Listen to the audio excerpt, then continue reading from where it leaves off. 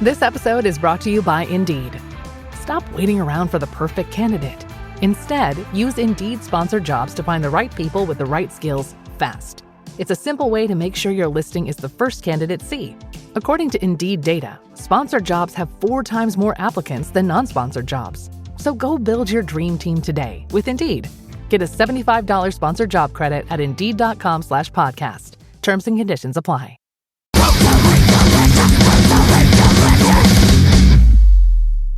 Is this your first time on here?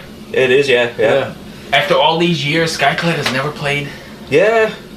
It's sort of the unwritten, unrewarded band. So, thoughts then? Because you've played other festivals. What are your thoughts being locked on a boat playing? It's the second time we've done a cruise. We did like the Wacken cruise that goes from Full Metal Cruise. Hamburg to... I didn't even know there was one over there. Yeah, so Wacken do like it's on a TUI boat, and so I think it's like an old Royal Caribbean boat. Oh. So it's quite a similar size. So you're used to the concept? Yeah, I think it was about 2 years ago, was it? 2 or 3 years ago? Yeah. It's not as nice from Germany to Scotland to Newcastle back to Germany. It's sort of, although the weather was quite similar, I've got to say. Yeah, but it's not normally like this, and we should have been in the 80s. Yeah. However, Nassau was kind of nice, right? Yeah. I thought, out of all the days to be in Nassau, it was like 70 years, well, I don't know what Celsius is, but 22, I think. But yes, very good. So what's been the experience has been good. What band were you most excited to see while you were here? Paradise Lost tonight. Yeah. I saw them on the boat here a couple of years. This is my 11th, and I saw them on the boat a couple of years ago. I think on the Medusa record. Great. Yeah. I think I was talking to the band, and they said that 4 times they've done it now. Yeah, I've seen them a few times on here, but that one night was great. What about yourself? There's a few. I think I've sort of relaxed the first few days, and there's a bunch of bands tonight, so definitely going to see Windrose in the theatre. Paradise Lost again. Arcona, I'm going to check them out. She's got some voice for it. I've never seen them. Obviously, it's a in this sort of world, it's a sort of. Misha's like a 4 foot tall, demure sort of lady, and holy shit when she gets out there. So it's a name that I've heard a lot. Yeah. But never saw them, so I think tonight's lined up quite well. It's sort of, I think they're all in the theatre. Oh, nice. So I can just like. Were you up on the stage last night when it was like 0 degrees for Anthrax? Yeah. Oh, fuck. Yeah. I That's what it was like for us on the last one. Really? But this time we didn't play outside, so it was good. Yeah, I mean, I could see my breath on that show. Yeah. Freaking Joey in a parka. Yeah. Well, bass player and violin players, they couldn't feel their fingers by the end of the show. Oh yeah, I imagine. We couldn't carry on. It was like, oh really? You had to stop? do you want to do another song? No. No, that's Don't play it. Yeah. Was the hardcore guys in the hot tub still?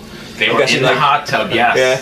Slowly boiling body, lower half, and then freezing upper half. So this has nothing to do with Skyclad or anything, but all the times I've been on the boat, some of those guys are in there like the minute they board the boat. Yeah.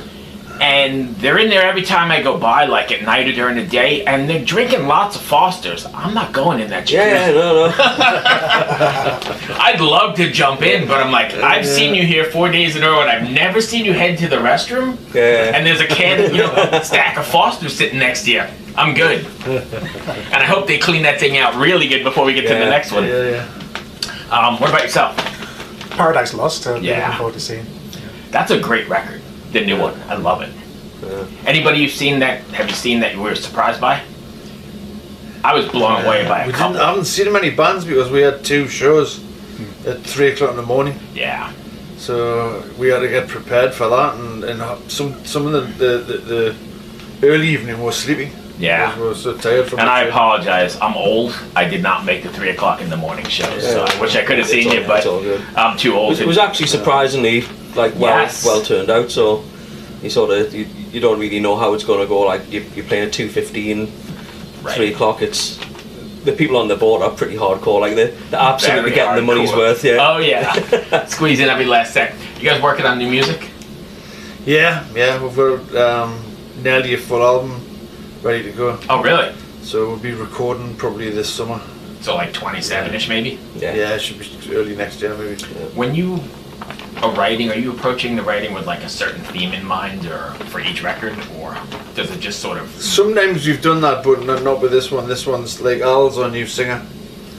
So it's going to be like a new thing for us to do, you know, to write together. So it's going to be different in a way as well, because up until this point in time, the band have lived quite separate. So our previous vocalist lived in Spain, the guitarist lived in a different area of the UK. So now this is the first album where we've all lived within probably half an hour's drive of each other. So that changes the writing process. Yeah, right? So then are you able to do it like the traditional way where you bounce?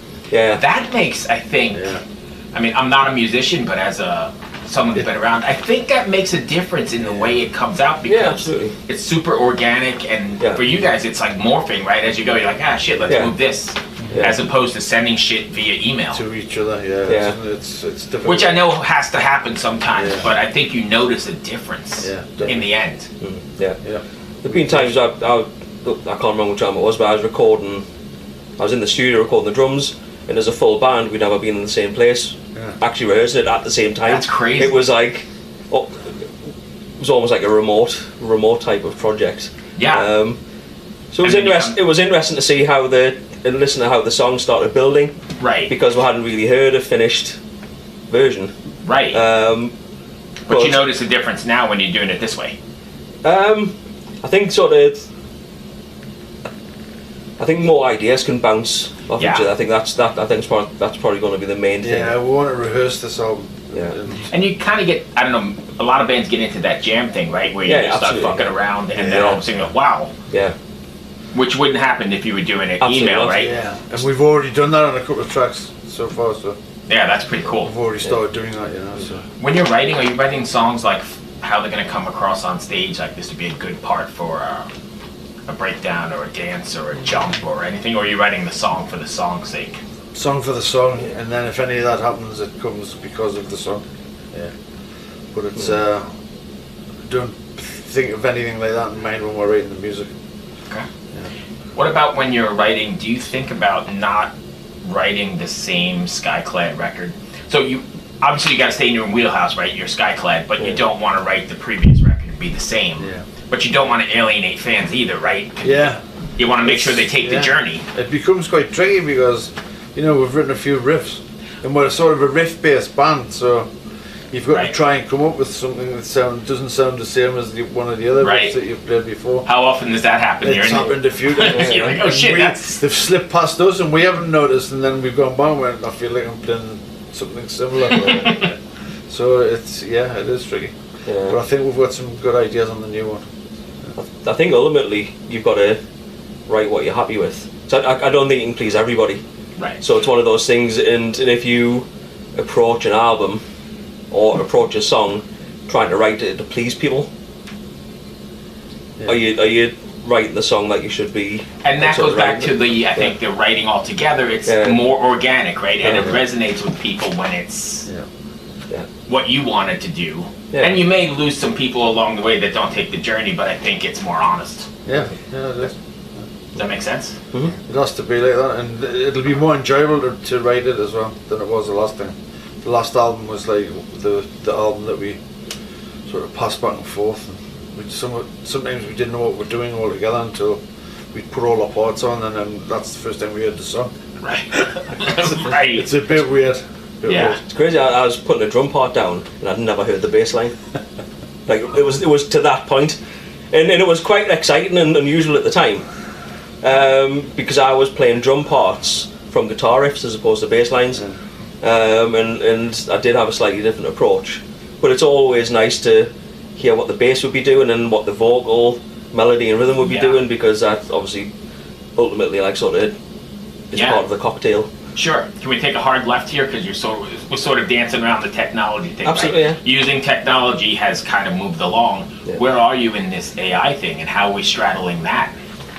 Because it's just really right around the corner before it's. Yeah, I think we're speaking on my own behalf. I think we're probably one of the least technical bands on the scene. It's like when we played, it's quite ironic, we played Hellfest, was it this summer or the summer before? Summer before. Yeah, for summer before. In the amount that the stage we played on, the temple stage, was all the sort of the folk, metal, all that sort of world type thing, and every band dressing up in their old-fashioned gear. It's all click tracks and backing tracks and things like that. And we're in old school wedge monitors, no click tracks, no nothing, no backing tracks. So I think, never mind AI, we haven't even started with the whole like the backing track technology yet. It's everything you hear we play. There's nothing. Yeah. There's nothing programmed. There's nothing. That's like excellent. Sort of added. So and that's great to hear because I sometimes wonder like how are you gonna know at some point, right? It's so good. Yeah. We've played with some bands, and in the sound check, there's no musicians playing anything, and there's this whole song there. Yes. In the sound checking, the backing, and it's like, well, what are the band actually playing? You know. But do you think people are gonna get? I'm sorry, I'm totally in a rabbit hole. But do you think people are gonna get tired of it and be like, "Fuck this," and start going back, or at least the hardcore fans? Maybe, yeah. Because it is great that you could write a song in 10 seconds in Skyclad theme or whatever or style, but it's soulless. Yeah. People go back to vinyl. Yes, I do too. Right. I never thought about doing that. Yeah.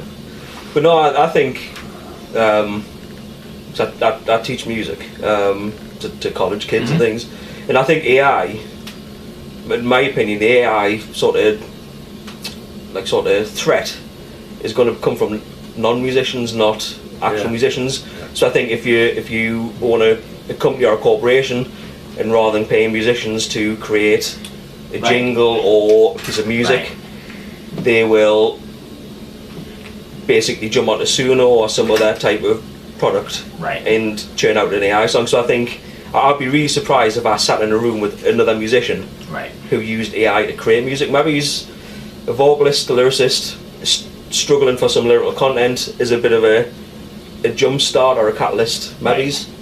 But I think you have to kind of straddle the technology because it's sort of not that much different from like when we learned how to use sequencers in the 80s and the 90s, right? People were like, "Oh, you can't do that," but now it's incorporated, and it's a tool, not the thing. Absolutely, yeah. I think the way I would say the use of it, like things like Moises, where you can use AI to strip away certain instruments, so it messes on with the frequencies. So if I wanted to hear like the drum parts, or if I wanted to practice a song without the drums, you could strip that away. So I think rather than it being like the creational tool, I think a tool to help you as a musician, possibly. So I got the boot here, so I think that's it. Hope that wasn't too bad. I know I just got it.